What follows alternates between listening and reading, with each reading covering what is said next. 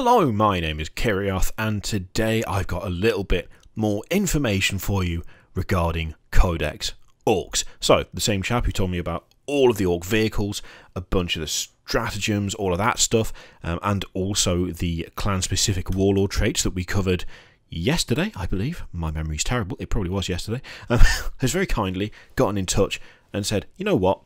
Let's keep October rolling, let's keep it going, here's some more stuff. So this time round, we have the generic Warlord traits for Codex Orks. They'll be on the screen right now for your reading pleasure, but I will also read them aloud because this is a video and that's kind of the point. So, 1. Your Warlord gains the War ability if he doesn't already have it. Additionally, if your army is Battleforged, it gains an additional command point. 2. Add 1 to wound rolls when your Warlord attacks a vehicle or monster. 3. Add 1 to the Warlord's toughness. 4. Reroll hit rolls in the fight phase for attacks made by the Warlord. Add 1 to the damage characteristic of your Warlord's melee weapon if, in the same turn, they finished a charge move, were charged, or made a heroic intervention. 5. At the start of the first battle round, but before the first turn begins, take your Warlord and D3 other Ork infantry clan units from your army and set them up again as described in the deployment section for the mission you are playing. And finally 6, add 1 to Warlord strength and attacks. So there's a couple of pretty basic ones in there. So 2, 3 and 6 obviously kind of pretty just, it's just a stat increase essentially, so adding 1 to wound rolls when your Warlord attacks a vehicle or monster, and adding 1 to toughness, adding 1 to strength and attacks. Functional, but not particularly exciting. The ones that I'm finding most interesting out of these are 4 and 5, which are the reroll hit rolls in the fight phase for attacks made by the Warlord. Add 1 to the damage characteristic of your Warlord's melee weapon if in the same turn they finish a charge move, were charged, or made a heroic intervention.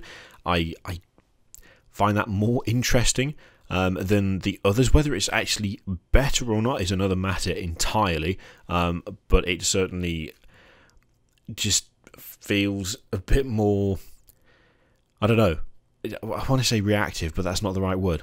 There's more to it than the others. It's the same for 5 as well at the start of the first battle round. This is what I actually find most interesting. It's not specifically an increase in terms of toughness or damage or anything like that, but it feels a lot more strategic for, I think, obvious reasons. At the start of the first battle round, before the first turn begins, take your Warlord and D3 other Ork infantry clan units from your army and set them up again as described in the deployment section for the mission you're playing. I really like that. Obviously you need to have a Warlord who's kind of cunning, not just brutal but cunning as well to pull that off, but I have to admit, for some reason I don't like the D3 aspect of it. Now, that is most likely because just managing to do it with 3 units guaranteed is probably a bit much. It does add a little random element to it, but it seems like it could either be great or just okay. Although then again, I suppose depending on how you've managed to set up in the deployment, you may not even need it at all. So I like it, but it feels like more of a gamble than any of the others. I mean, standard additions to wound rolls, to toughness, to strength and attacks, they're not particularly exciting, but they are dependable. It's like you know what you're getting with that. Rerolling hit rolls, there's nothing to complain about there, and adding to the damage characteristic of the melee weapon, if they finish a charge, were charged, or made a heroic intervention, again, it's a standard increase, it's fairly dependable. The first one is just it's fine, you know.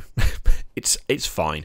Gaining an additional command point if your army's Battleforged and getting the War ability, you know, it's not massively thrilling, but it's fine.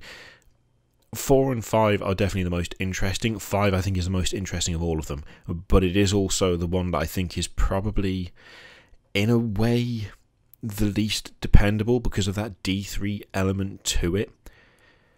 But then again, you know, it does depend on how well your deployment went and how well your opponent actually managed to counter that deployment. So, yeah, they seem completely reasonable. They don't seem like there's anything particularly out there, anything that stands out as being like complete bollocks. It, again, seems very sensible, very realistic, and pretty much like it could well be what we're going to see from the Codex itself. Just before we wrap up, it's worth pointing out, as someone pointed out to me, and something I have meant to address before, that when I've talked about this stuff so far, specifically the clan-specific warlord traits and the clan keyword stuff, there is 7 entries as opposed to 6. Now, Games Workshop have specified 6 clans, that there'll be rules for 6 clans, and I've mentioned 7 because we have Bad Moons, Blood Axes, Death Skulls, Evil Sons, Freebooters, Goths, Snakebites. One of those, in that case, may not actually be a thing anymore.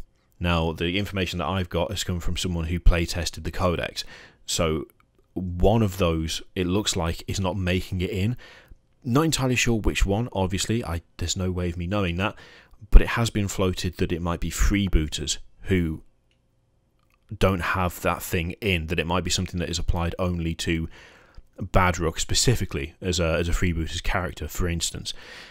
It'll be interesting to see which one is missing, which one is not actually in the Codex, and whether it is just like a specialised thing that only applies to certain characters. But of course we won't know until the Codex is here. So something to bear in mind, that one of those clan-specific warlord traits and one of those kind of clan cultures or whatever, it's possible that one of them is not actually going to make it, but we don't know which. Anyway, those are the generic warlord traits, and I think, again, they seem pretty reasonable. They don't seem anything stupid over the top, anything particularly wish listy. They seem pretty much on point, so it'd be interesting to see how they compare to the Codex when it comes out. Thank you very much for watching. Feel free to click any of the stuff on the screen, and I will see you for the next one. Toodaloo.